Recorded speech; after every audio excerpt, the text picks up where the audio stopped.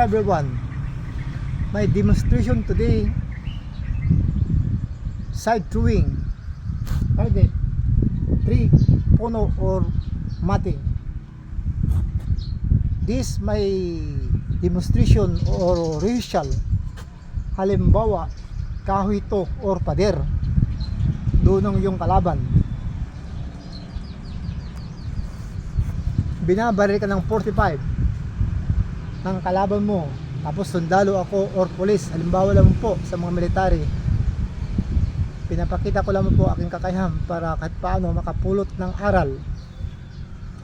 Halimbawa military po ako, may kalaban dun sa harap tumatakbo, binabaril ka at alam ng kalaban mo wala ka ng bala, ang baril mo 45, wala ka ng bala, wala ka ng magasin, pero meron kang dagger dahil ikaw ay isang sundalo na nasa bundok na papalaban, na encounter, walang responde. So habang binabaril ka, anong gagawin mo? Magtatago ka ngayon dito sa halimbawa pader o puno, doon ang kalaban mo. So habang binabaril ka, nakatago ka ngayon, nakatago, may gamit ka, binabaril ka ng 45. Ngayon narinig mong wala ng bala at maglulod pa siya ng magazine, so ang gagamitin mo, may dagger ka. So para maligtas ka at marunong ka ng dagger, marunong mag-spin, gamitin mo to ang iyong kakayahan pag binabaril ka. Kuwari naubusan ng bala, split seconds, kailangan mong gumanti, ganito, tusok, di ba? Tinaman dito, dibdib, kaya hindi na puruhan.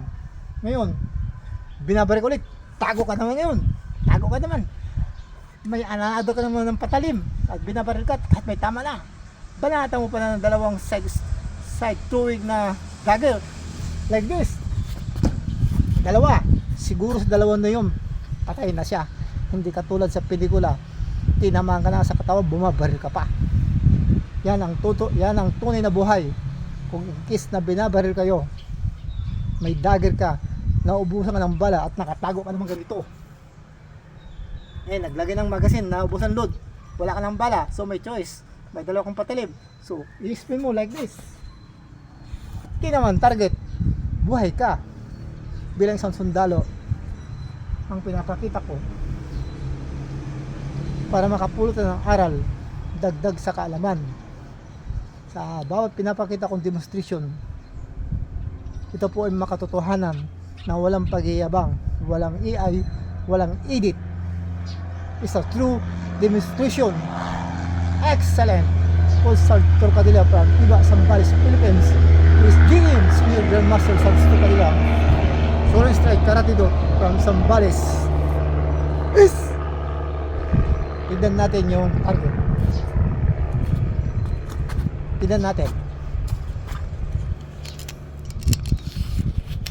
Yan, tignan natin. Ito yung pinagtataguan ko. Yan, kung nga kahoy yan o pader. Yan, nilagyan ko na ng bangko. Yan, ito ang target niya. Accurate yan. Yan, kung sa katawan ng tao yan, patay na siya. Halimbawa, kapag isang sundalo binabaril ng kalaban at naubusan ng bala at may dagger ka, pwede mong gamitin sa tao. Yan ang ibig kong sabihin. Yan. Hindi masama na pagpapakita ko ng aking kakayahan o talent sa pag-spin ng punyal. Ito, kahit sinong military, policeman or army or marines, pwede ako magturo ng dagger sa abot na aking makakaya. Arnis, any kinds of martial arts pwede ako magturo, pero mas gusto ko yung patalim. Kasi kung ikaw ay isang military, naubusan ka ng bala, anong gagawin mo? May dagger ka, di spinning kalaban mo para mabuhay ka, ligtas ka sa iyong pamilya. Ganito po ako magpaliwanag, hindi po ako nagbiro-biro. Salamat sa inyong panonood mga kaibigan, sana makapulot kayong aral. Hindi po AI, hindi po edit yan, isa true metal. Bumabaon siya, no? Tigas, oh. Ano? Oh, yan, matigas siya, no? Bumabaon yan, tigas, oh. Hindi ko tinusok yan, i-spin ko ng side spin. Dahil ako ay nagbabaril, malakas ang braso ko maghagis. Hindi naman sa karate marunong, pati side sa mga weapon. Tamang tigas niya, oh. Yan. Yan bang AI, yan bang peke? Yan yung ginamit ko. Nagkalalagyan, pero makukulong ako. Never kong gagamitin naman. Pinapakita ko lang mga aking kakayahan sa buong mundo, sa buong Pilipinas, buong mundo. Thank you very much for watching. Coastal Store Cadelia from Iba, Zambales, Philippines.